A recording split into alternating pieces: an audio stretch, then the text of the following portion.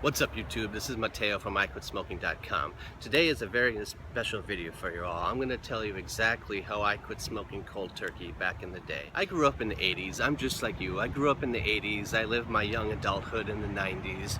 I was 21 years old in 1998 in the middle of the rave scene. I was doing drugs all the time. I was drinking, I was smoking, I was just going partying all the time.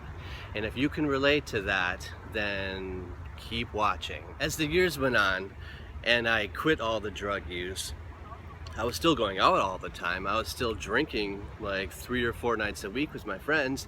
And if I wanted to quit smoking, I would find it literally impossible if I was drinking that night. Let's say I wanted to quit smoking and I got an invitation to go out. In my mind I was like, fuck, like what can I do? I might as well just smoke tonight because I'm gonna be drinking. Or even if I did quit smoking and I went out, as soon as I got drunk I'd be like, fuck it, I just want to smoke. So like alcohol to me was my biggest obstacle to quitting smoking. So on the internet they're gonna tell you to stay away from alcohol, to never drink it if you're trying to quit smoking, and just to avoid it. I'm telling you that you must face it right away on day one. So I myself bought a 6-pack of beer or whatever, filled my fridge with beer, and then if I had to work on day one, I would go to work in the daytime or the nighttime. I'd come home and then I wouldn't go out, and I would drink a couple beers by myself and get alcohol in my system and force my body to accept the fact that I'm not gonna smoke. It has to get used to alcohol in my system without smoking as well. That's the secret. And then I wouldn't go overboard though. I mean, I wouldn't get drunk. I wouldn't cross that line to where I'd be like, fuck it, I'm just gonna I have a huge buzz now I'm just gonna go to 7-Eleven and buy a pack of cigarettes.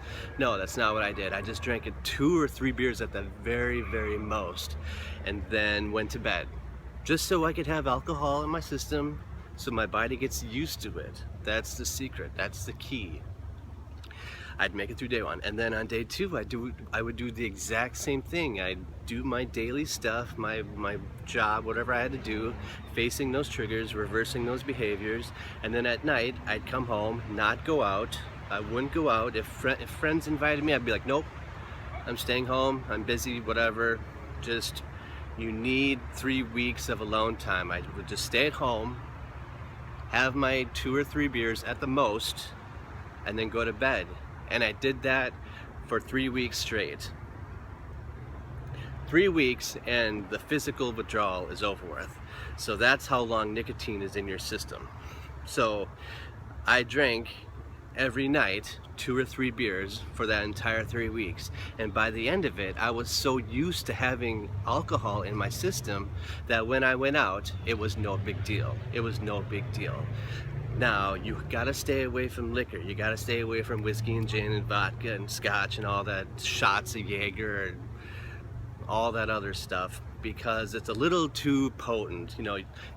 The key is just to have alcohol. It's not to go overboard. You don't want to cross that line and get drunk and be like, oh, fuck it. Because I've said fuck it hundreds of times, it seems, just hundreds of times, until I finally was just like, you know what, I need to face alcohol. I need to reverse that behavior of smoking and drinking, because they so go hand in hand.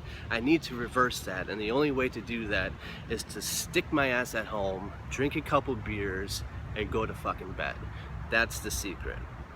And I did that 3 weeks straight, and then after that, once I was over the physical, I was feeling fantastic to begin with after 3 weeks.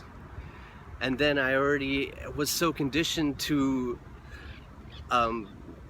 drinking and not smoking that whenever I went out, it was okay. Now, I didn't go out right away and like drink 8 Captain and Cokes. No, you gotta be a little bit smart.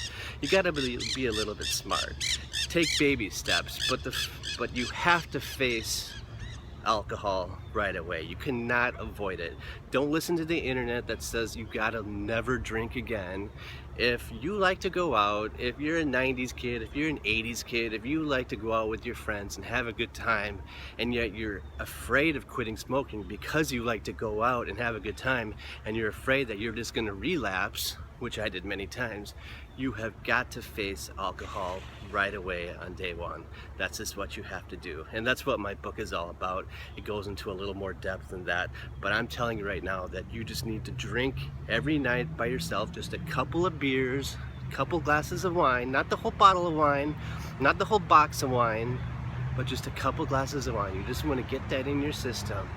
And on day one, and day two and day three, and just have your body get used to having alcohol without smoking on top of that, because you used to smoke and drink at the same time.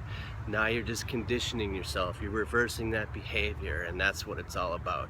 You need to face it on day one. You do not want to avoid it altogether, and that's what I did, and it worked. So I hope you can apply this to your everyday life. If drinking is not your number one trigger, if it's something else, then you need to face that on day one.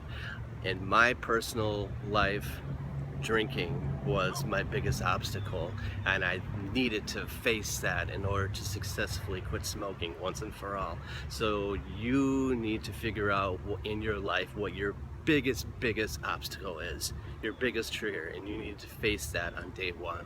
And that's your key to success. All right, I'm gonna take off. I'm gonna go back to the gym for the second time today because I feel amazing, and I will see you at my next video. Take care.